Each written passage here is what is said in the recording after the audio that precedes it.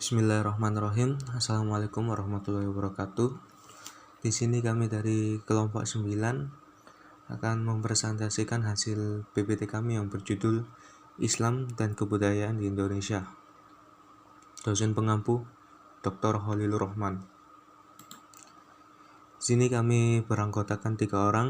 Yang pertama Syandana Irhamila, yang kedua Alma Fibri Islamia, yang ketiga saya sendiri Bayhaqi Hashimi Dragi Jaidi.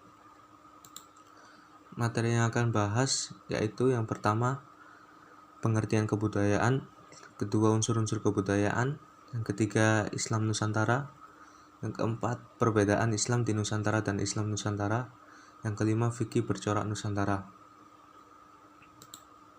Yang pertama pengertian kebudayaan. Kebudayaan adalah alat konseptual untuk melakukan penafsiran dan analisis. Jadi keberadaan kebudayaan sangatlah penting karena akan menunjang terhadap pembahasan mengenai eksistensi suatu masyarakat. Kebudayaan suatu sistem budaya, aktivitas, dan hasil karya fisik manusia yang berada dalam suatu masyarakat, di mana kemunculannya itu diperoleh melalui proses belajar, baik formal maupun informal. Selanjutnya adalah unsur-unsur kebudayaan. Unsur-unsur kebudayaan dibagi menjadi 2, yaitu unsur-unsur yang mudah berubah dan unsur-unsur yang sulit berubah. Contoh dari unsur-unsur yang mudah berubah adalah seni, bahasa, dan teknologi. Kemudian contoh dari unsur-unsur yang sulit berubah seperti agama, sistem pengetahuan, dan sistem sosial. Berikutnya adalah Islam Nusantara. Indonesia merupakan salah satu negara yang memiliki banyak sekali keberagaman. Di sisi lain, Indonesia juga merupakan salah satu negara dengan mayoritas penduduknya beragama Islam. Islam merupakan agama yang mengutamakan toleransi dan saling menghargai terhadap sesama manusia, serta menyerukan kepada penganutnya untuk menebar kasih sayang dan mengayomi tanpa pandang bulu, baik bangsa, suku, ataupun golongan. Pernyataan ini sejalan dengan corak keislaman di Indonesia yang dikenal sebagai Islam Nusantara. Ciri utama dari Islam Nusantara ialah tawasud, rahmat atau pengasih, anti radikal, inklusif, dan toleran. Selanjutnya akan dibacakan oleh Saudari Alma Fibri. Perbedaan Islam di Nusantara dan Islam Nusantara.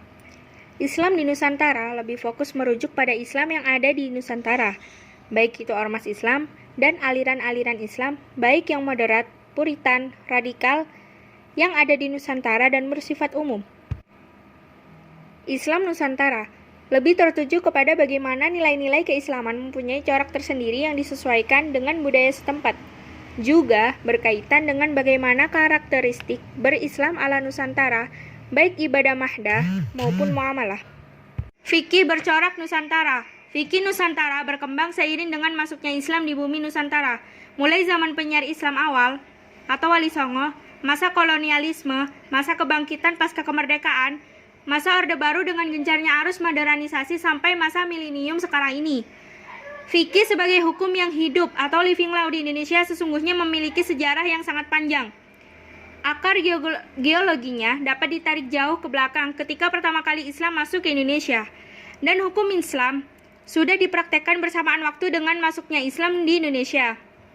Fikih yang dikaji di Indonesia memang mayoritas adalah fikih Syafi'iyah, karena di Asia, fikih Syafi'iyah yang paling banyak menjadi rujukan. Namun, bukan berarti madhab yang lain tidak dipakai. Karena jika melihat pada pengertian aswaja, menggunakan pendapat dari salah satunya bukan berarti dalam ibadah kita harus menggunakan pendapat madhab terdahulu karena konteksnya tidak sama. Fikih Indonesia adalah produk hukum Islam yang dalam penemuannya menggunakan living atau local wisdom di Indonesia. Contohnya seperti kenduri, tahlil, dan lain-lain. Untuk contoh tentang ibadah yang sudah mengalami akulturasi dengan budaya adalah kenduri, megengan, atau maleman. Mungkin sekian dari saya. Selanjutnya akan saya berikan kepada moderator.